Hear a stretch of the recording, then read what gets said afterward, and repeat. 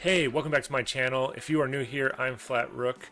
Today on the agenda is diamond enchanted armor. And let me tell you what, to get those, we have a lot to do. And I mean a lot to do. We need to first get our levels up. We need to build a villager farm. And I'm trying to figure out where exactly I would like to build that villager farm.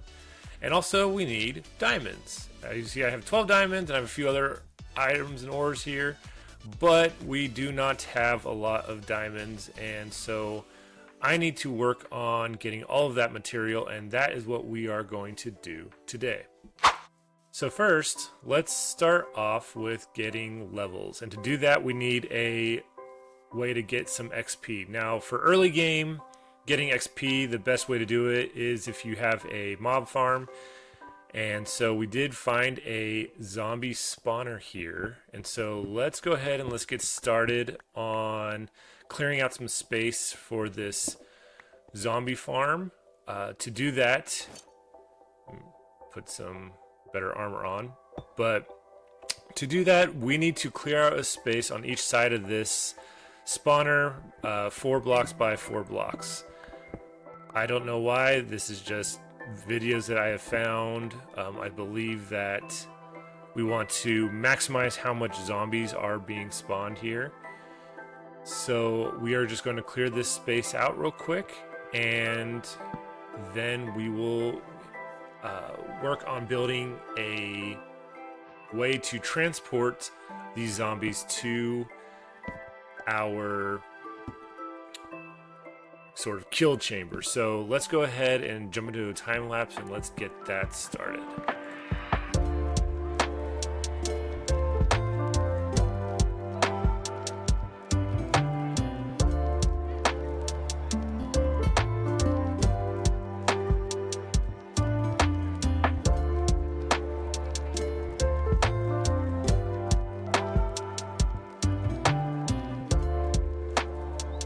Okay, now that I have my wall sort of set, now I need to push the zombies to one side. So let me get a couple buckets of water here.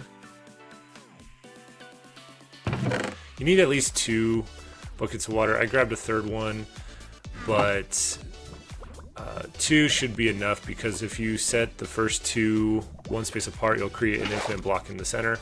So let's see, we're gonna put one here in the corner, put one here, skip a block and put another one. Let's go right there. Right. Yeah, there we go. And now we have an infinite block in the center, so I don't even know why I grabbed that third block, but yep, now we can just... So all the zombies, once they spawn in, they're going to drop down into the water, and then they're going to get pushed to this side. So let's go ahead and let's build... Oh, I have to make myself... I need to fill in this floor real quick. How am I gonna do this? Let's start down here, and I'm gonna make myself stairs so I can get back up. So I'm not dumb about it, but yeah, let's go ahead and block this off. Okay, so we're gonna dig down 2 deep. I think you can get away with digging 1 deep, but I usually dig 2 deep, so that way zombies can't like jump back up and get stuck. Let's dig this out, and we're gonna clear some space. I think you only need 2 blocks deep, maybe 3 blocks deep, but let's see here. Oh, that's what I needed, my third. I have a third bucket now. Okay, so I think you should only be able to put it in this block, drop this water in this space right here, but I like to put it 1 more back. I don't know why, that's just what I do. It's probably overkill, but oh well. Okay, so let's see, dig out here. I don't know why. Oh, okay, well, I'm gonna get some coal because we could always use more coal. So let's dig this out real quick. Mining some coal, mining some coal. This is the fun and exciting part about Minecraft, is mining with iron tools. At least it's not stone. But okay, now let's work on the. Oh wait, there's this space back here. Yeah, that should be enough, right? I don't need to fill in that space with anything. Just a little light. Make sure mobs can't spawn back there. Sure, let's go with that. And we're just going to. I don't know. Is this breaking code or anything? Minecraft code? Am I supposed to be a true Minecrafter and fill all that space in? I really don't want to, but so I'm not going to. So don't tell anybody. Okay. Well, let's see here. Okay, so now what we got to do is we need to place some signs here to keep water from going past this point, especially when we build the bubble elevator. And I'm going to leave a little message here for our good friends, the zombies that are going to not be here anymore. Goodbye, zombos. I think that's what I want to say. Need something else. I want to add something else. What should I add here? Oh, I know. Do some ones for some eyes, and then how should I do this? No, I don't. Not like that. How would I? Oh, backslash. I don't know. Is that the backslash or is that the forward slash? I don't know. There we go. Goodbye, zombos. Hello.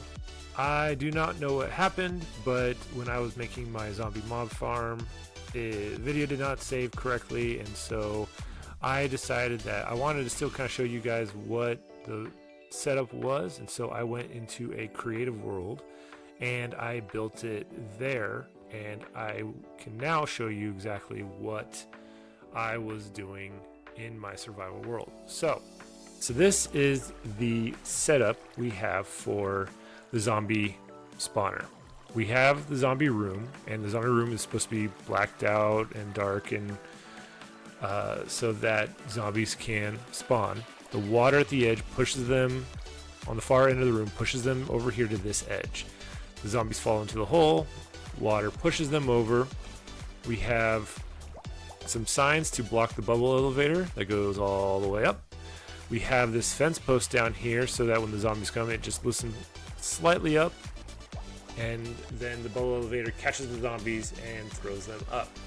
One thing I didn't know at first, and it took me a little bit to kind of figure it out, was having this hole right here. So in a bubble elevator, actually in any space, if we come over here, put the water wants to go down in all directions, right?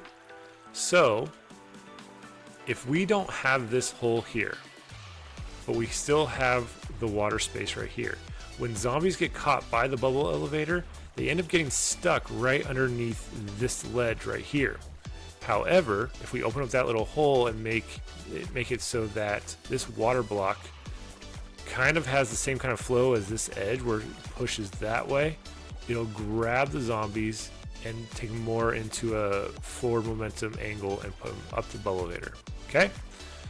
So watch. As you watch, you'll see they'll go, get pushed, and then they go all the way up. We go up about 25 blocks. Same kind of concept. Push them over, and then they drop 23 whatever feet. And then they got stopped here, and this is where, if you have any sort of weapon, anything, this is where you can hit them. Sometimes I believe you can just hit them without a weapon, and it doesn't take too many hits, and that kills them. And you can build, like, let's say if I were to get a chest, whatnot. Put a chest right here, all items get collected, and so forth. So that is what I built in the overworld. I believe that you don't need all of this. You definitely don't. You can just have the zombies come right here and set up a trap right here and just beat them. I do this because they go up the elevator and then they drop. They're down to like 1 heart and 1 hit. So it's a really effective way where I don't even need a weapon. I can just hit them with my hand and kill them pretty quick. So anyway, let's get back to the video. All right, now that the zombie farm is all set up, now we can get to getting some diamonds. I used the little diamonds that I had to build a few enchanted items so that this process could go a lot quicker. I wanted to look for a lot more diamonds. And then when I get done with that, I was going to go to the center island. And at the center island, where that is near my base, that's where I was going to set up the villager spawner. Is that what I want to call it? The not forced labor camp, if we can call it that. If you want to fight for villager rights, I probably won't like my setup, but for that setup though, it's going to be kind of fun. I want to start it as a stone build, a Stone Age build. It's going to be my first one, and it's not going to be anything difficult. I'm going to build a cave, and in the cave, that's where I'm going to have the villagers. So let's go ahead real quick and do a time lapse, and I'll finish off this mining, and then I will begin to work on that villager hangout area in that center island. Now, I do not know how your process is for finding diamonds, but this is how my strip mining usually looks like. I go about every third row, and I'll go too high, and I'll go down a set space until I reach my final destination, and that usually helps me find a good amount of diamonds. So at the center island, as you can see, there were a lot of trees and a lot of terraforming that I needed to do. And so I spent some time clearing out this space, and then I found an area where I wanted to have my cave for the villagers. And I do have some more to show than just this, and I'll show you that in just a second. But I had an interesting encounter trying to catch a villager, and I wanted to show you what it was. Alright, so I have my track laid out, and now I just need to catch this villager. Let's see, before he gets out, let me set up a little trap here. Put a minecart to get in the minecart to sit.